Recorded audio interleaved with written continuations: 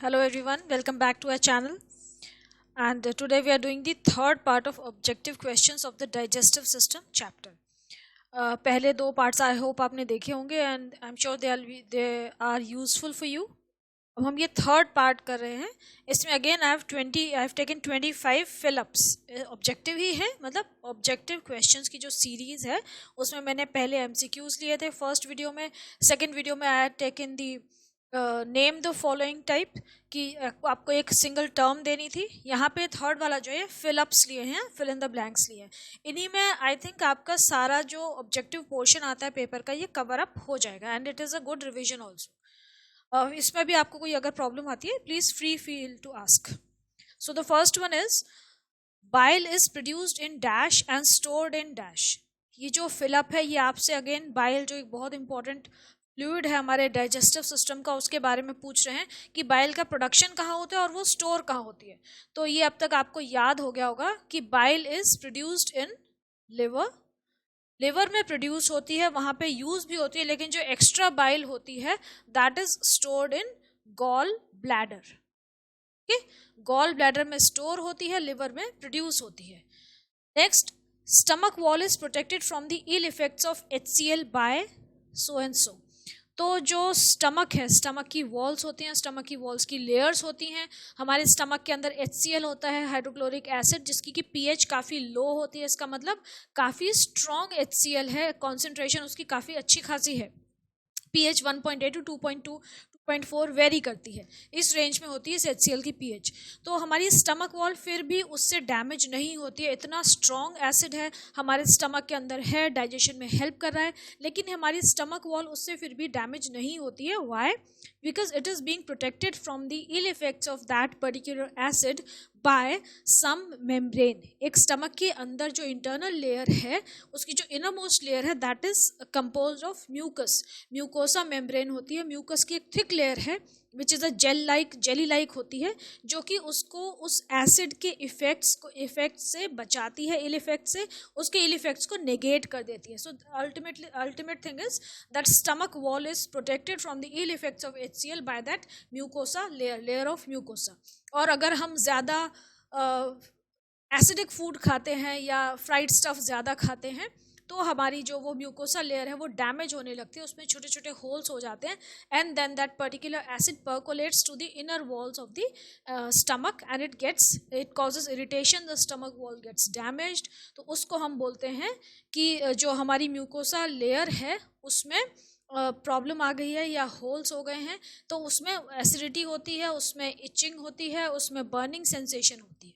Alright, तो यहाँ पे क्या होगा आपका आंसर कि stomach wall is protected from the ill effects of HCl bye.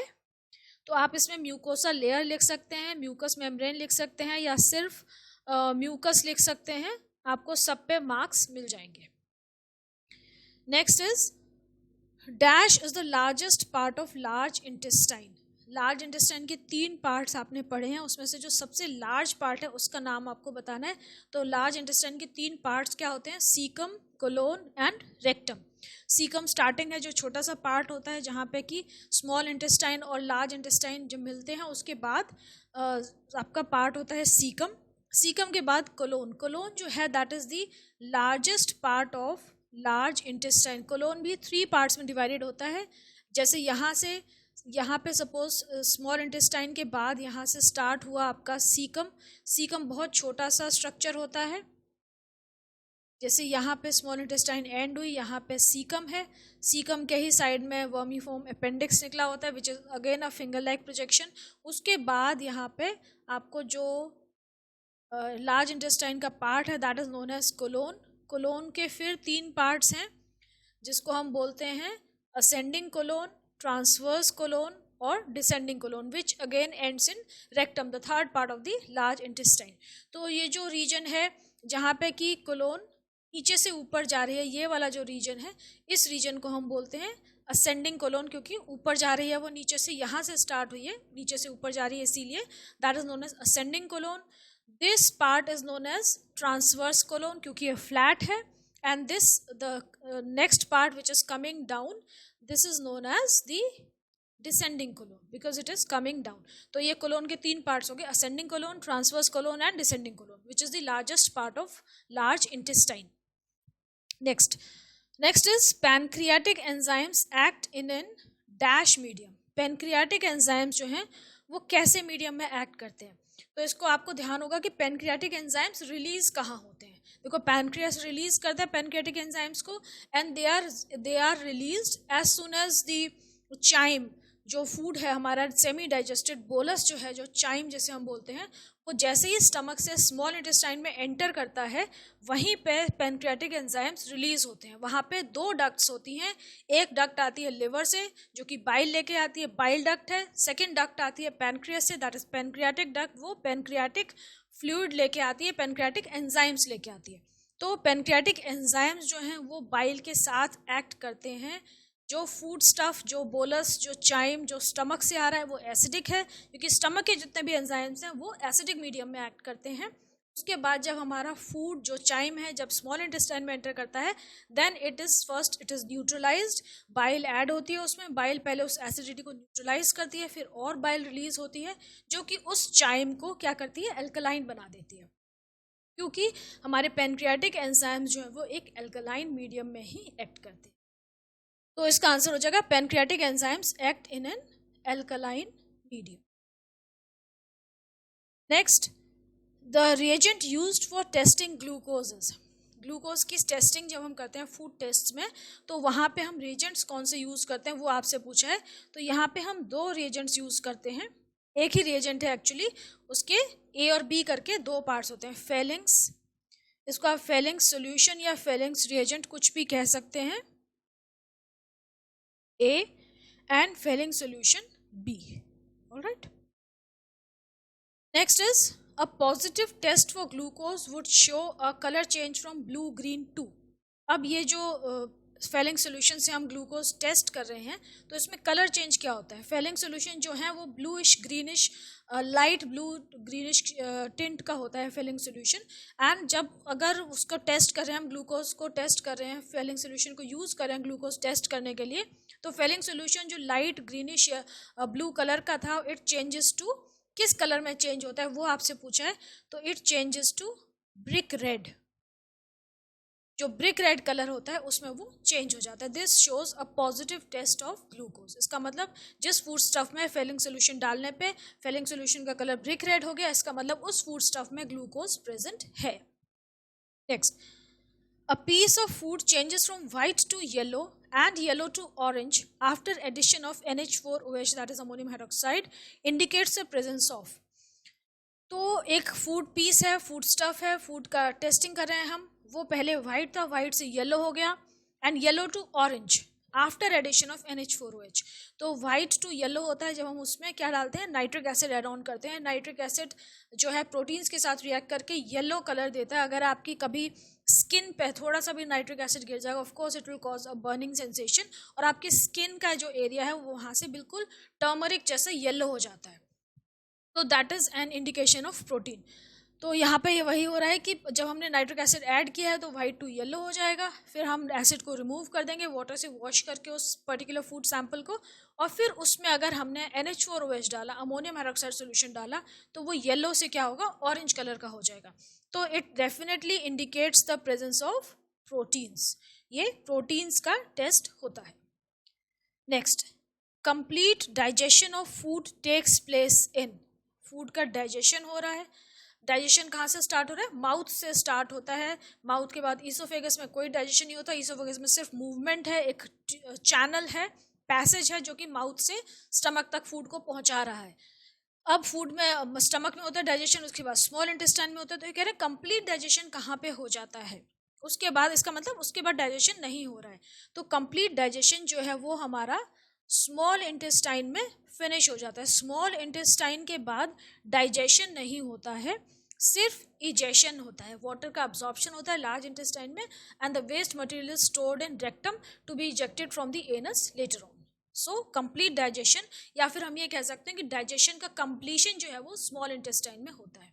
इसका यहाँ पे कंप्लीट डाइजेशन ऑफ फूड का ये मीनिंग भी हो सकता है कि फूड के हर कंपोनेंट का डाइजेशन हो रहा है, मतलब प्रोटीन्स, कार्बोहाइड्रेट्स और फैट्स तीनों का जो डाइजेशन है वो स्मॉल इंटेस्टाइन में होता है।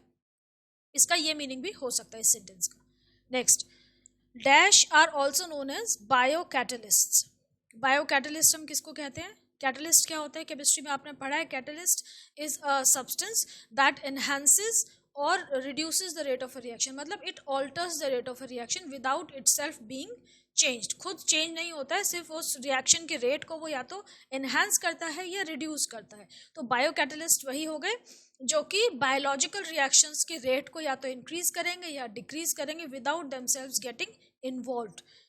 तो बायोकैटलिस्ट क्या होते हैं? हमारे जो एंजाइम्स हैं उनको हम बायोकैटलिस्ट भी बोलते हैं।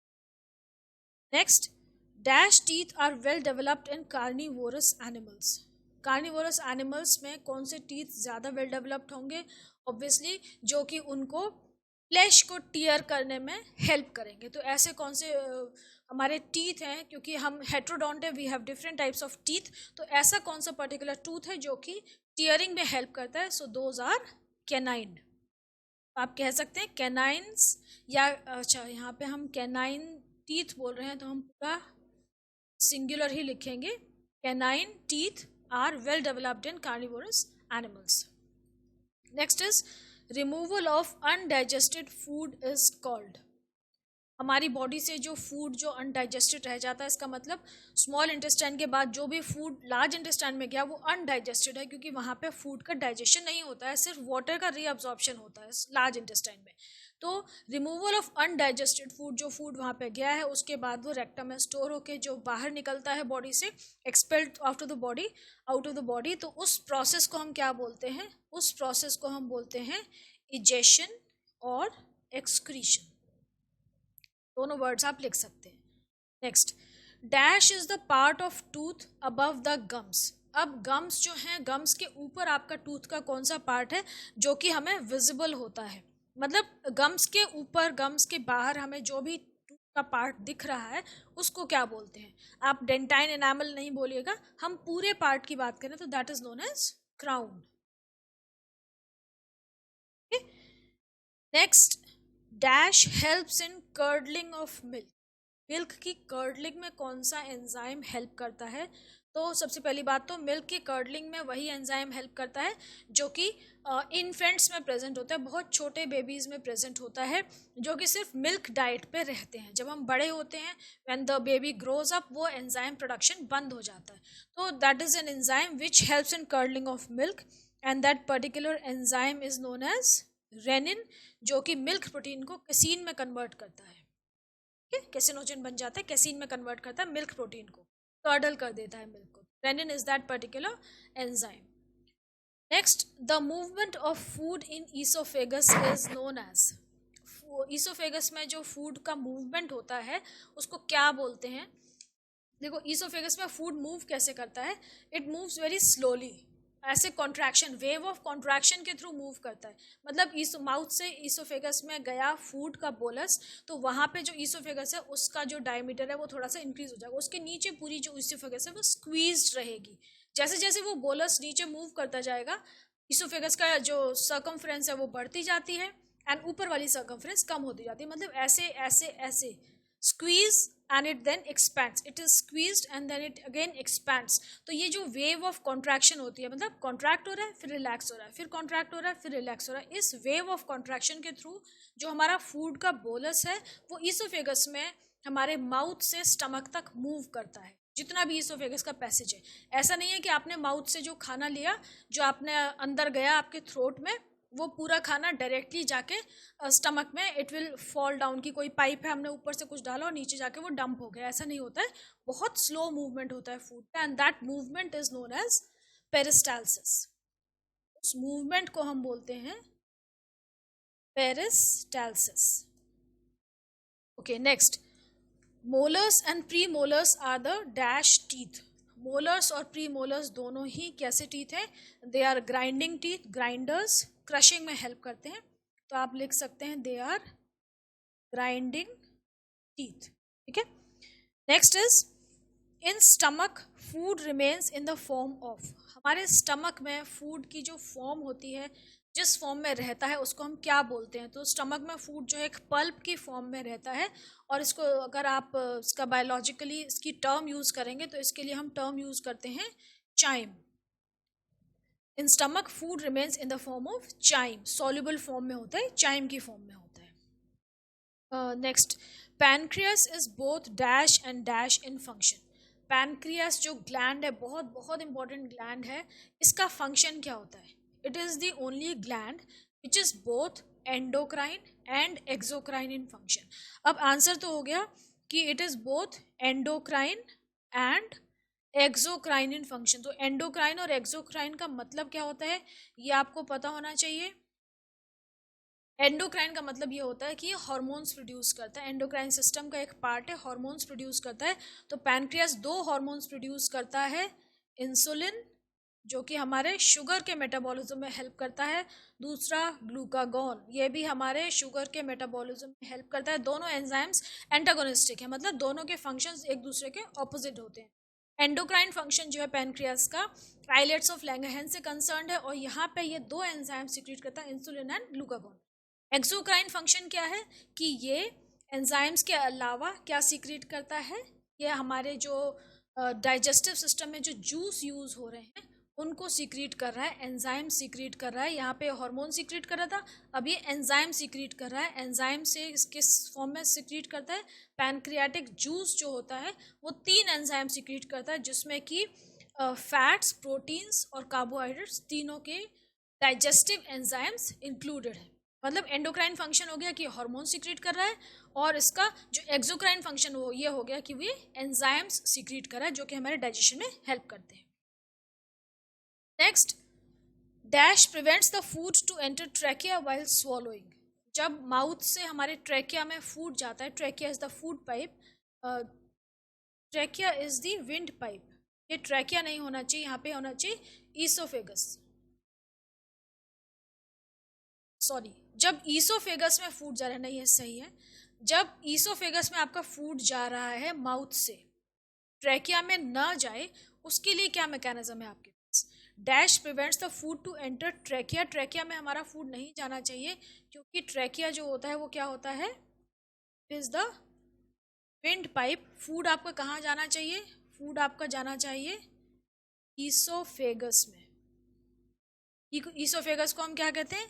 Esophagus is the food pipe which connects the buccal cavity, the oral cavity to the stomach.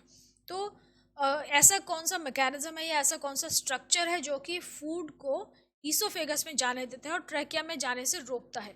तो हमारी जो ओपनिंग है, वो जो ओपनिंग है माउथ से, जो ट्रैकिया और ईसोफेगस दोनों को ही कनेक्ट करती है, that is known as glottis. उस ओपनिंग को हम बोलते हैं ग्लॉटिस। तो उस ग्लॉटिस के ऊपर एक छोटा सा मस्कुलर फ्लैप होता है जो उसको क्लोज कर देता है, and that flap is known as epiglottis.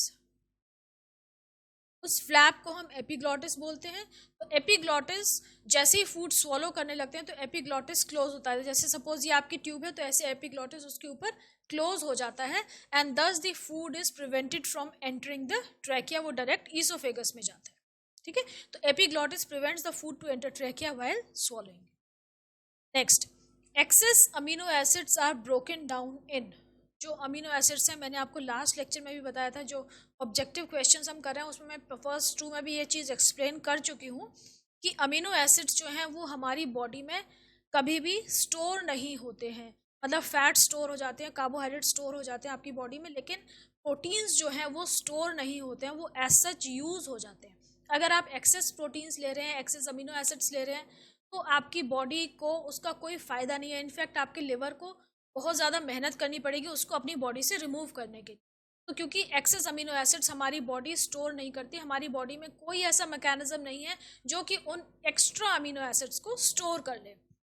सो कौन सा ऐसा ऑर्गन है आपका जो कि अमीनो एसिड्स को ब्रेक डाउन करता है, उनका ब्रेक डाउन करता है और उनको इजेक्ट करता है बॉडी से? तो that excess amino acids are broken down in liver. Liver में ब्रोकन डाउन होते हैं ये excess amino acids, and this process is known as deamination. क्योंकि अमीन ग्रुप रिमूव हो जाता है, उसमें से अमीन ग्रुप क्या होता है, NH2 ग्रुप, अमीन ग्रुप रिमूव हो जाता है और ultimately it is converted into urea. Urea का फॉर्मूला क्या होता है, NH2CO NH2, ये यूरिया है आपका ये। तो डीएमिनेशन के बाद अमीनो एसिड्स जो हैं वो they are being converted into urea and excreted out of our body. तो इसीलिए एक्सेस प्रोटीन्स नहीं खाने चाहिए, उतने ही प्रोटीन्स खाने चाहिए जितना आपके फिजिकल एक्टिविटी रिक्वायर्ड कर रही है। Next, the production of pancreatic juice is the dash function of pancreas. अभी हमने ये पढ़ा था कि पैनक्रियास एक ऐसा ऑर्गन है जो कि एंडोक्राइन और एक्सोक्राइन दोनों फंक्शंस शो करता है। उसके एंडोक्राइन फंक्शन क्या थे, दो हार्मोन्स प्रोड्यूस कर रहा था, इंसुलिन और ग्लूकागॉन। तो एक्सोक्राइन फंक्शन जो है वो क्या है कि ये पैनक्रियाटिक जूस सिक्रीट करता है, प्रोड्यूस करता है। तो ये इसका कौन सा फंक्शन हो गया, it will be it's exocrine function. Next, the part of alimentary canal which is concern with secretion of HCl। Alimentary canal का हमारी ऐसा कौन सा पार्ट है जिसमें HCl सिक्रीट होता है। अब तक आपको ये बिल्कुल रट गया होगा कि एलिमेंट्री कैनाल का हमारा जो स्टमक है, एलिमेंट्री कैनाल में जो स्टमक आता है हमारा, it is concern with the secretion of HCl। Alimentary canal starts from your mouth, oral cavity से, and it ends at the anus. Next, part of alimentary canal that stores undigested food is. Alimentary canal का ऐसा कौन सा part है जहाँ पे कि undigested food store होता है जस्ट बिफोर इजेशन। तो that is the last part of a large intestine, rectum. Large intestine के 3 पार्ट है, सीकम, कोलोन, रेक्टम। रेक्टम में हमारा अनडाइजेस्टेड फूड स्टोर होता है और पूरी कोलोन जो है वो वाटर को एब्जॉर्ब कर लेती है उसमें से। Next, part of alimentary canal that receives pancreatic juice. अब एलिमेंट्री कैनाल का ऐसा कौन सा पार्ट है जो कि पैनक्रियाटिक जूस को रिसीव करता है, तो that is the starting of duodenum. Stomach जब डिओडेनम में ओपन होता है स्फिंक्टर के थ्रू, पाइलोरिक स्फिंक्टर के थ्रू ओपन होता है, तो वहाँ पे 2 डक्ट्स एंटर होती हैं उसके साथ।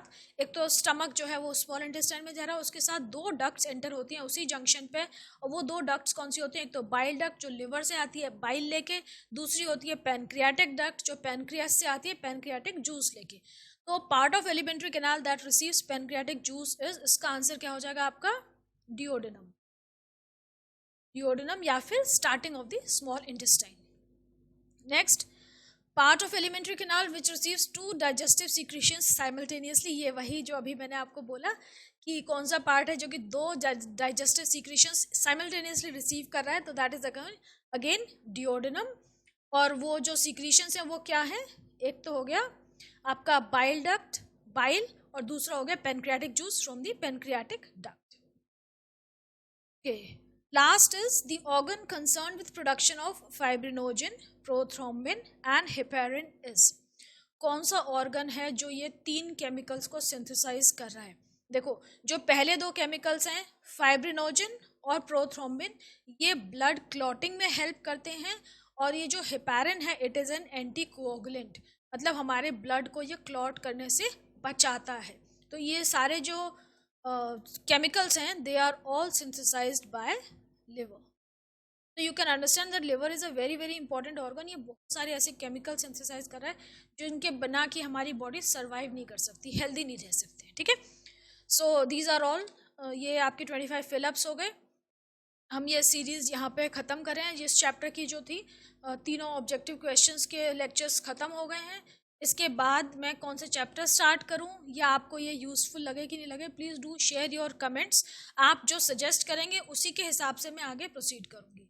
सो again a very humble request, you do like, share and subscribe our channel and inform, अपने फ्रेंड्स को इन्फॉर्म करिए ताकि वो लोग भी हमें देखें और वो भी बेनिफिट उठा सकें। So thank you so much, take care, study well.